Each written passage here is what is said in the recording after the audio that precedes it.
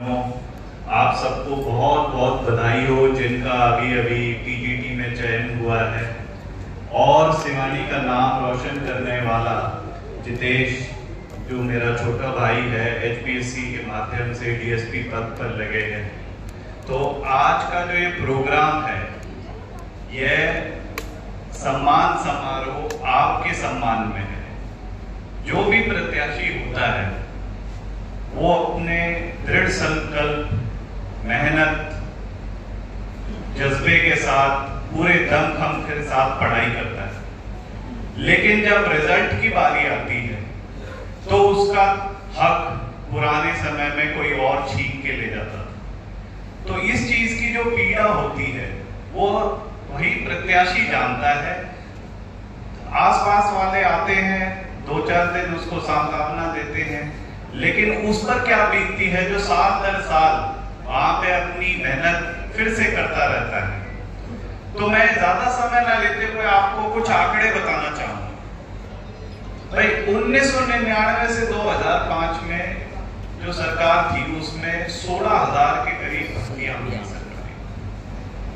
उसके बाद हुड्डा साहब के टाइम पे लगभग 86,000 नौकरियां लगी। और भारतीय जनता पार्टी 9 साल के कार्यकाल में उन्होंने 1,14,000 सरकारी नौकरी देने का काम किया। उसके बाद भी लगभग 40,000 नौकरियां अभी भी अंडर प्रोसेस हैं, जिनका रिजल्ट आना बाकी है। अब फर्क क्या है इसमें? फर्क यह है कि आप गरीब घर में बिना खर्ची, बिना पर्ची, बिना सिफारिश, अपने होनहार पर हमारे लोहारू, सिवानी, बहल, अन्य पिछड़े इलाके, गरीब घरों से रोजगार मिल रहा है। तो ये जो पद है, एक खरीदा हुआ पद और एक कमाया हुआ पद, उसमें अंतर होता है। तो मैं ये उम्मीद भी करता हूं कि जो अपने दम पर लगते हैं वो अपने पद, अपनी नौकरी के लिए ज्यादा कमिटेड होते हैं और वो ज्यादा अच्छे से उसका निर्वाह करते हैं। तो आप सबके लिए आज यहाँ आने के लिए बहुत बहुत धन्यवाद। यह कोई राजनीतिक मंच ना होकर मैं एक खुशी का भागीदार होने के लिए धन्यवाद करता हूँ। और आगे भी मैं आपसे उम्मीद करता हूँ कि जब जब हमारे भाई, हमारे परिवार वाले छोटे भाई बहन किसी पद पर पहुंचे, जैसे कल ही परसों ही हमारे हरियाणा की होनहार लड़की मनु भाकर जिसने ओलंपिक पद जीता, तो कहीं ना कहीं हमारे अंश में खुशी का एहसास था। तो इस खुशी के बरकरार रखते हुए अपना भाई, बंधु, गांव का भाई, आसपास का बहन, गरीब का बच्चा जब लगे तो हम सबको मिलकर उसका प्रोत्साहन करना चाहिए, ताकि जितने बाकी संघर्ष करते हुए बच्चे हैं उनको भी प्रेरणा स्रोत मिल सके कि आगे वो अपनी मेहनत बरकरार रखें, कि उम्मीद है कि वो अपनी मेहनत पे आगे चयनित होंगे। अब रही अपने विधानसभा लोहारू की बात। 2009 में मैं बिल्कुल कॉलेज से निकला हुआ बच्चा था जब मंत्री जी ने निर्दलीय चुनाव लड़ा।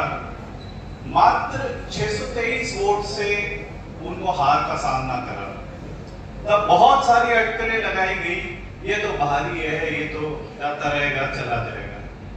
लेकिन हमने एक चीज जो अपने परिवार में सीखी है कि जो सेवा भाव है, चाहे वो देश की हो, क्योंकि मेरे दादा फौज में थे, या मेरे पिताजी हों जिन्होंने अपनी सरकारी नौकरी से जीवन स्टार्ट किया और आज कहां तक पहुंच गए हैं। तो संघर्ष करते हुए जहां जिस सेवा भाव में लगो वहां लग जाओ। तो 2009 से 2019 तक उन्होंने सरकार के अंदर इलेक्शन ना जीतते हुए भी लोहारू के अंदर जहां जैसे हो सका सहायता करते, मुद्दे उठाते, काम कराने का कार्य करते। आप लोगों का आशीर्वाद रहा कि 2019 में उनको भारी मतों से विजय मिली और वो कैबिनेट मंत्री बने। तो 4.5 साल में उनका एक ही ध्येय रहा है कि एक एक वोट की कीमत मैं 10 गुना करके अपने विधानसभा में लगा सकता हूं। बीच में कोरोना काल आ गया था, 2 साल लगभग लॉकडाउन रहा। से लेकर गुजरात से जो फंसे हुए थे उनकी जहां तक हो सकी मदद की कोशिश। फिर कभी टिड्डी आ गई, कभी किसान आंदोलन आ गया। तो कुल मिला के तात्पर्य ये है कि 2 से 2.5 साल का ही समय मिल पाया है जिसको हम अच्छे से सेवा भाव के लिए पूरे दिमाग से करेंगे। उसके बीच में उन्होंने जो बंसीलाल जी की विरासत है, जो नहरों का जाल बिछाया गया, उसका पुनर्निर्माण, आज 250 से ज्यादा अंदर की सड़कें बनवाना, तो जो मूलभूत सुविधाएं अब मिली हैं, हम तो कई बार सोचते हैं कि यदि 2009 में वो 350 पर्ची और आ जाती है तो ये काम 14-15 साल पहले भी कराने के लिए प्रयास कर रहे हैं।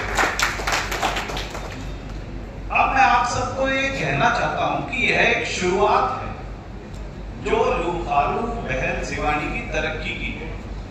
अगर आप 97-98 का गुड़गांव देखोगे तो वो कुछ अलग नहीं था सिवानी से। फर्क ये रहा कि प्रतिनिधि कौन है, विजन क्या है, आगे क्या है। तो आने वाले समय में मंत्री जी ये चाहते हैं कि सिवानी का विकास गुड़गांव के तर्ज पर हो, बहल का विकास गुड़गांव के तर्ज पर।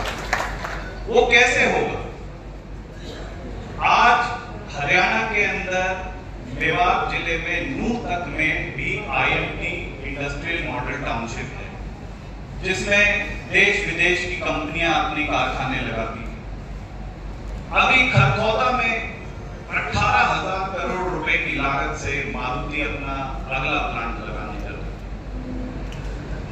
रोहतक लोकसभा में एशियन पेंट की फैक्ट्री है, जिसमें बहुत बड़े कारखाने हैं।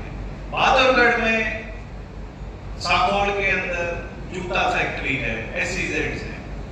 तो क्यों ना ये हमारे सिवानी में भी हो? हम हिसार के नजदीक हैं, एयरपोर्ट भी खुल गया है, फ्लाइट भी अब जल्दी शुरू होने वाली है, रेलवे स्टेशन है, हाईवे है, और सबसे ज्यादा हमारे यहाँ के जुझारू लोग हैं जो यहाँ से उठकर दूर दूर अपना जीवन निर्वाह करने के लिए आते हैं। तो मंत्री जी ये चाहते हैं कि ज्यादा से ज्यादा अपॉर्चुनिटी, सुविधाएं हमारे यहीं पे दी जाएं, कारखाने लगाए जाएं, जिससे रोजगार बढ़ सके। और आने वाले समय में भी आज लगभग सिवानी ब्लॉक की जो मैं लिस्ट देख रहा था, 75 के करीब TGT संख्या लगे हैं, जो 7,400 में से लगभग 1% हुए। ये तो हमारा एक ब्लॉक है, पूरी विधानसभा नहीं। तो हमारे यहाँ के बच्चे, मेरे भाई, मेरे बहन बहुत मेहनतशील हैं, बहुत कर्मठ हैं। हम तन मन धन से, हमारा पूरा परिवार, मंत्री जी, चाहे वो सरकारी योजनाएं हो, चाहे हमारा अपना निजी जो भी हमारे बस में है, हम ये चाहते हैं कि आगे ज्यादा से ज्यादा हम तरक्की करवा सके अपने इलाके की। तो ज्यादा समय ना लेते हुए मैं आप सभी परिवारजन को बहुत बहुत बधाई देता हूं, और आगे भी यही उम्मीद करता हूं कि एक जब आदमी सफल हो जाता है तो उसके पीछे उसको देखकर उसके भाई बंधु सब लग जाते हैं उसी मेहनत में। अकेला नेता तरक्की नहीं करवा सकता। आप लोगों की वोट की ताकत की वजह से विधायक चुने गए और आगे मंत्री चुने, और जो मंत्री बनने के बाद दायित्व है कि अपने इलाके की जो सामाजिक समस्याएं हैं उनका सॉल्यूशन करा जाए, आगे और परियोजनाएं लाई जाए, ये करा। आगे भी मैं उम्मीद करता हूं कि आप अपने उज्जवल भविष्य के लिए, युवाओं की तरक्की के लिए, आसपास की अपनी जो कमी रही, मैं ये नहीं कहता 100/100 काम करें, जो भी कमी रही हम मिल बैठ के उसको सुलझाएंगे, आगे काम करेंगे। लेकिन जो ये ताकत आप लोगों की देन है और आपके हाथ आई है, इसको वापस लेने के लिए बहुत दुष्प्रचार, बहुत सारी षड्यंत्र, बहुत सारी योजनाएं बनती रहती हैं। तो इन सब से उठकर एकजुट होकर अपनी लुभालू बहन सिवानी की जो ताकत है उसको संयमे रखें और आने वाले 15-20 साल तक मैं तो यही निवेदन करूंगा कि आप सरकार का हिस्सा बने रहें और ज्यादा से ज्यादा अपने इलाके की तरक्की करें, ताकि वो भी एक अगला महानगर पालिका और हमारे यहाँ के बच्चे आगे से आगे तरक्की करें। तो आप सभी का बहुत बहुत धन्यवाद और मेरे सारे भाई बहनों को तहे दिल से बहुत बहुत बधाई हो। यह सब आपकी मेहनत है और अब इस मेहनत को अपने आने वाले इलाके के लिए, जैसे मंत्री जी अपनी एक पद के अनुसार जो उनकी क्षमता है वापस युवाओं की सेवा में लगाते हैं, आप सब भी अपने अपने पद से अपने जीवन में अपने प्यारे अपने आस पड़ोस की सेवा में लगाएं। बहुत बहुत धन्यवाद। बहुत बहुत शुक्रिया साहब।